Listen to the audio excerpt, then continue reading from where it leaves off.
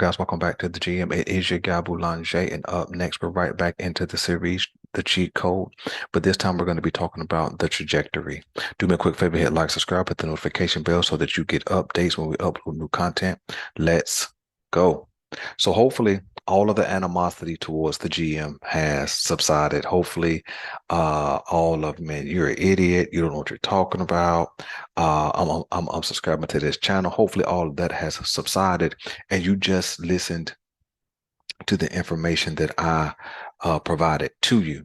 Right, my assessment is not based on a love-hate relationship with Cam Newton or a love-hate relationship with Lamar Jackson. I actually like both of these dudes genuinely, but the fact of the matter is, up until that point, the first 5 years of their careers, um, Cam Newton had a better result. Okay, that's just the truth. That's not me making it up. You know what I'm saying? Everything, um, as far as accomplishments, we hadn't looked at the real numbers yet, but all the accomplishments said so. Okay. But I had to do that comparison, not a comparison of who was better or who was worse. Not that Cam was better than Lamar Jackson or Lamar's been better than Cam. It's just that Cam has had a better outcome. Okay. But the reason why that's important is that I want Lamar Jackson to reach the height that Cam Newton reached, but exceeded. Okay. And the truth is there is a trajectory that Lamar Jackson is on that Cam Newton's career uh unfortunately seems to be foretelling. And so we need some things to happen this year to offset that potential trajectory. All right. And so let's take a look at Cam Newton's total numbers so we can look at what we're talking about here. Okay, so first up, Cam Newton in totality threw for a little over 32,000 yards, passing yards. He had 194 touchdowns with 123 interceptions. Not bad, not great, but I don't think it gets him into the Hall of Fame, of course. He was the cheat code between the Michael Vick era and the Lamar Jackson era for sure. There was things Cam Newton could do with the ball in his hand that no other player playing during his heyday could do. Okay, but we're not here to debate that out at this point. We're here to look at some numbers.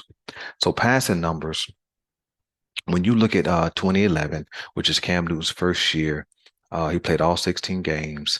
Um, he threw for a little over 4,000 yards. He had a 60% completion percentage, 21 touches, and 17 interceptions. Okay. Now, at that point, I think he was the first rookie to throw for over 4,000 yards, or one of only two rookies to do that at that point in time. So he had a solid rookie year. And so you thought, man, all things Cam Newton was going to be good. But then you come into and take a look at 2012, completion percentage dropped off, passing yards dropped off, passing touchdowns dropped off, and interceptions did dip, which is a positive. Okay, but here's the point. Here's what I mean by trajectory. Cam Newton never touched that 4,000 yards of passing again in his entire career. Now that is concerning and scary, and I'll explain why as we move forward. As a Lamar Jackson fan, it's concerning that heights you reached in your first 5 years you never reach again, and that was true for Cam Newton, and for all of the reasons I gave you in the first video, team philosophy. Um, Roster construction, weapons, all those kind of things, I think played a part in Cam Newton's demise. Now, there's actually going to be a third part to this comparison that we're going to home in on something super specific that may tell the story of what happened to Cam Newton and what I'm afraid may happen to Lamar Jackson if we don't turn a different page in his career. All right. So when we jump down to 2013 in Cam Newton's career, completion percentage is up a little bit at 61. Uh, Passing yards is still down. and then touchdowns jump up a little, and interceptions come in just right about the same with 13, 12 the year before. 2014, when we look at the numbers, uh, completion percentage drops a little bit again. Passing yards drop again. Touchdowns drop, and interceptions come in around the same again. So really a decline across the board. Now, I'm not sure what happened in 2015. I was able to watch, because I live in Carolina, I was able to watch a lot of Cam Newton football, because when you live in the local market, that's kind of what they put on Sunday. And so in 2015, the Carolina Panthers went wild. Their defense turned the ball over a lot, which gave Cam Newton opportunity to get multiple cracks out of defense, and so he took advantage of that in his MVP season, which was 2015.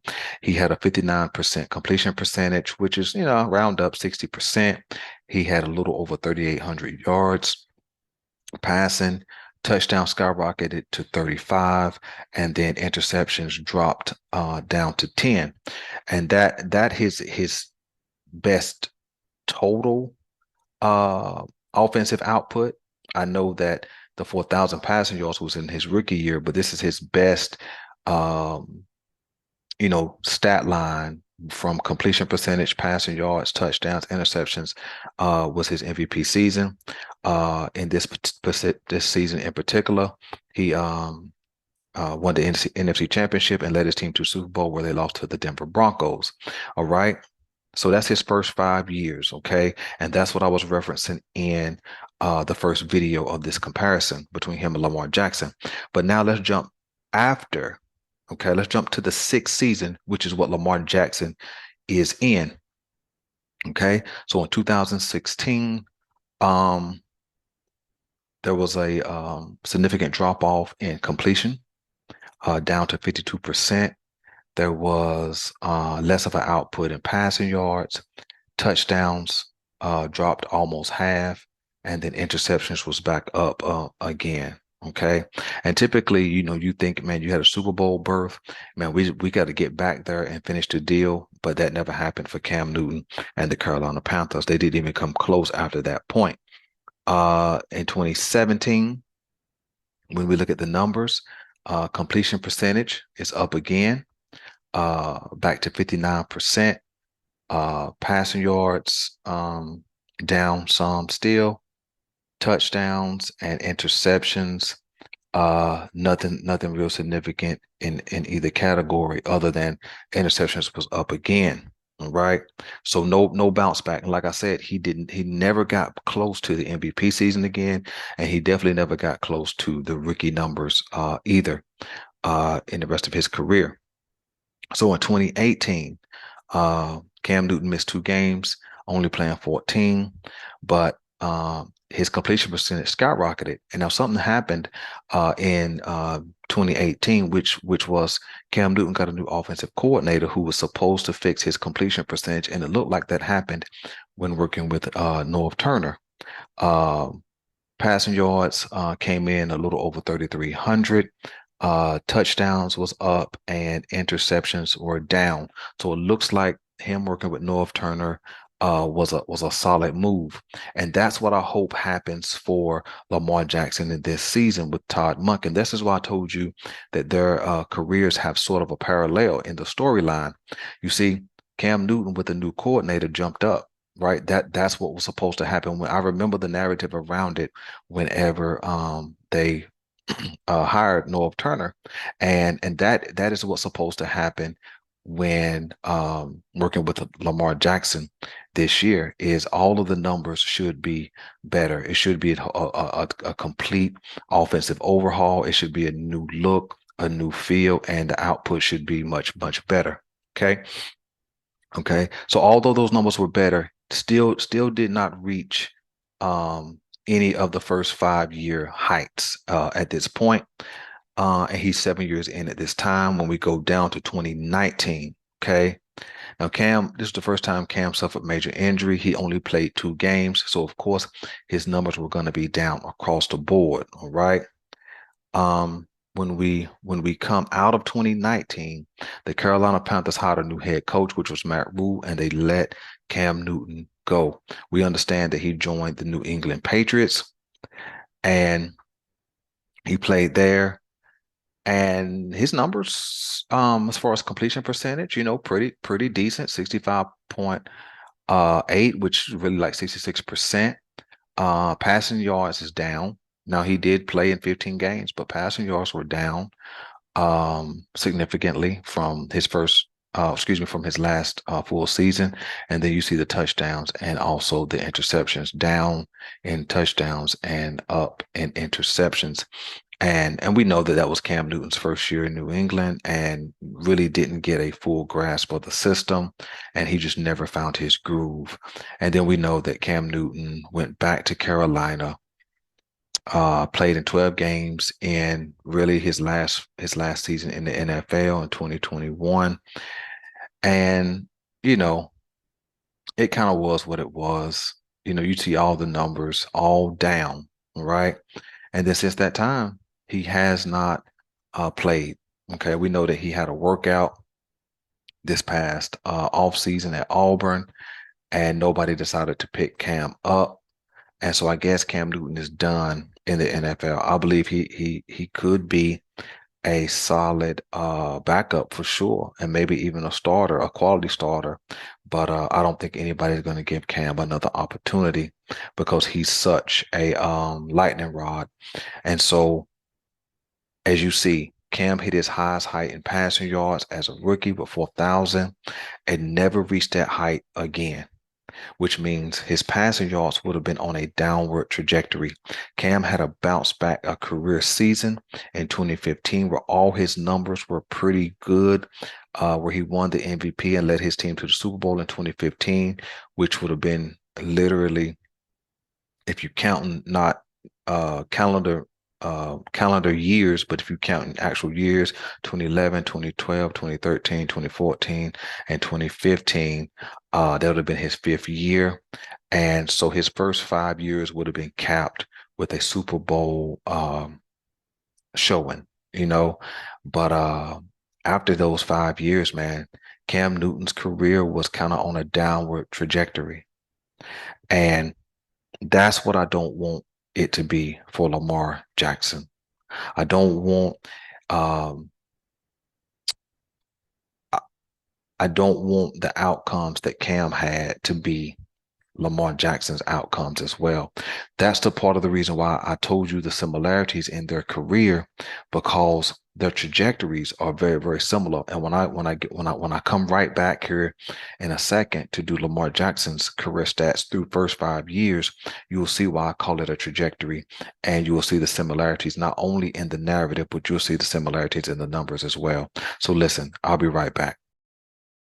It's no other than Lamar Jackson up next, and we're going to break down and take a look at his career numbers up until this point over his first 5 years and how they compare to Cam Newton, but also how Cam Newton's trajectory leans in the same direction as Lamar Jackson's current trajectory. So let me share my screen with you guys. I want to show you Lamar Jackson's numbers as well. And let me also be super, super clear. This is not a comparison between the two in the context of better and worse. You understand what I'm saying? This is not a context of who would I rather have.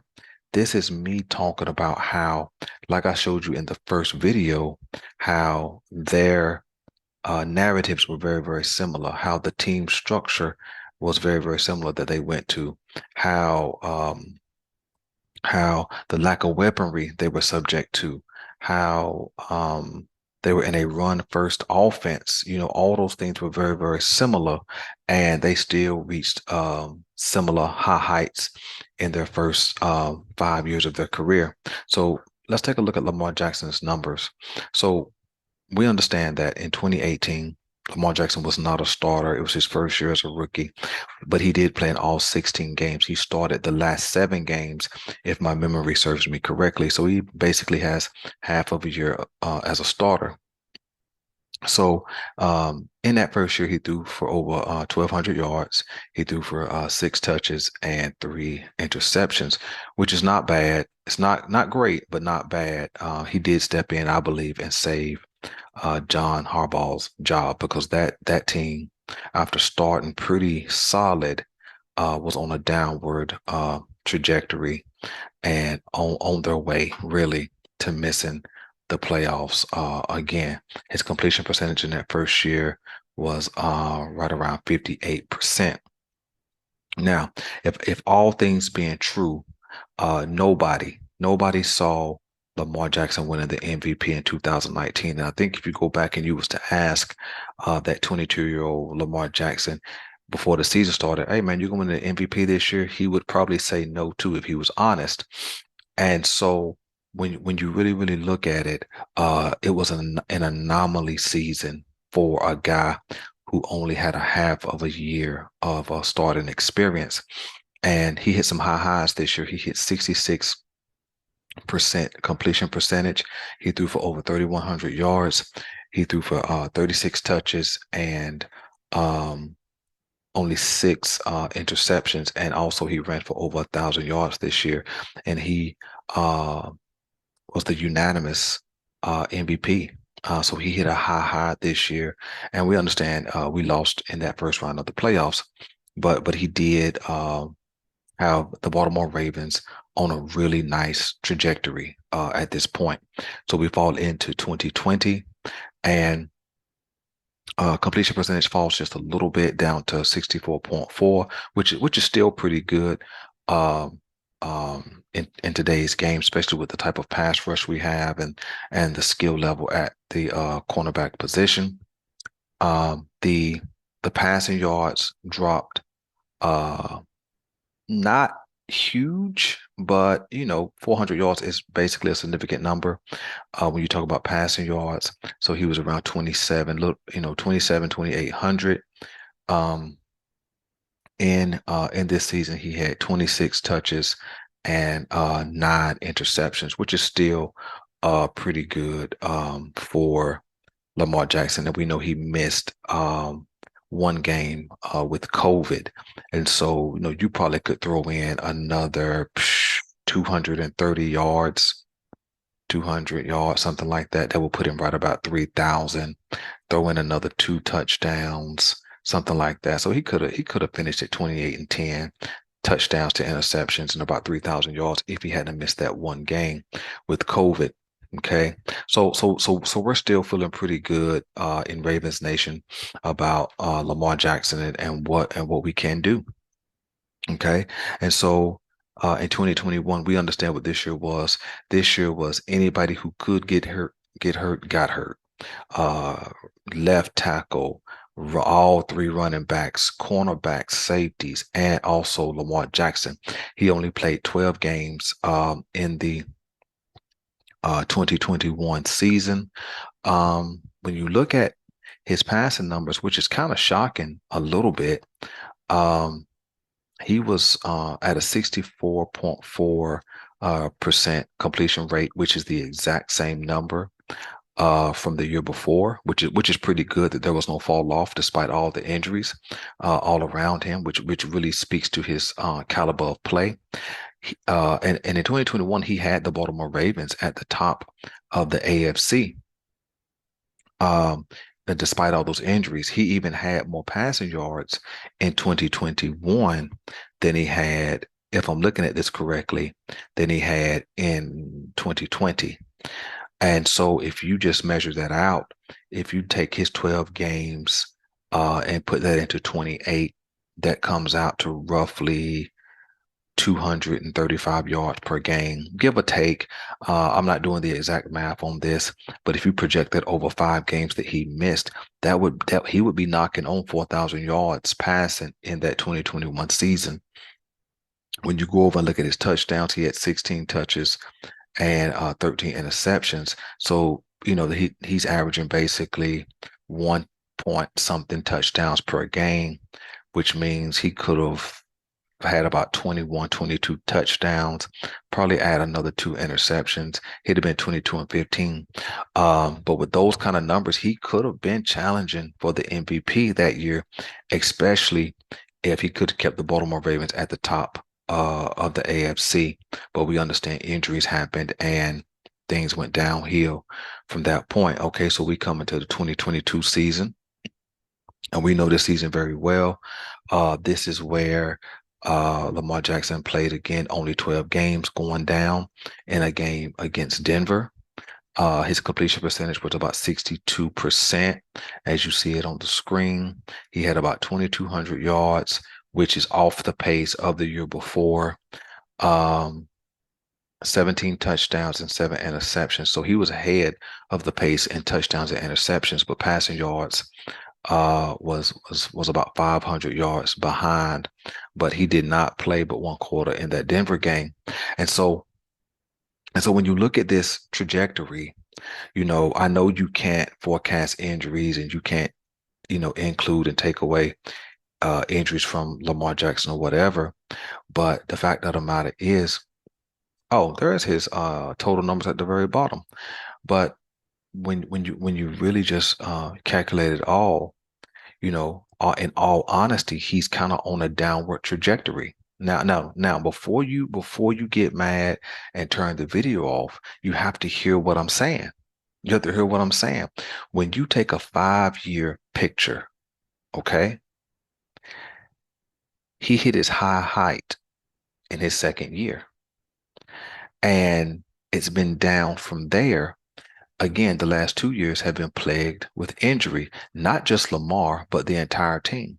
Now, I don't believe that Lamar Jackson is injury prone. I did a whole video and showed you that in these 2 years consecutively, his workload had increased significantly the week before he was injured. He had been contacted, tons of times. The week right before he took a just a simple hit in the backfield and went down with injury. And so what I'm proclaiming to you is this: it is a downward trajectory right now. Okay. Now we understand that we've revamped the wide receiving room. We understand we have the most elite tight end tight end collective in the league. We have some decent running backs, and we have a new OC. So the hope is that everything is up, but the trajectory thus far is on a downward trajectory. Now, I do believe that Todd Monken is a guy who can help Lamar Jackson get to those higher heights. Okay. But why I wanted to do this comparison is because, in all honesty, and that's what we're about here, in all honesty, just like Cam Newton, Lamar Jackson has reached heights. And what happened with Cam is that they did not put the requisite parts around him to sustain the level of success. No different than that, no different than Baltimore had not done up until this year. Right? And so really, this downward trajectory really puts Baltimore on the hook, and less Lamar being on the hook. Okay. And so the fact of the matter is, once Cam Newton hit that 5th year, he never regained that high level of accomplishment as a QB. And so I wanted to show you the trajectory because there is another factor.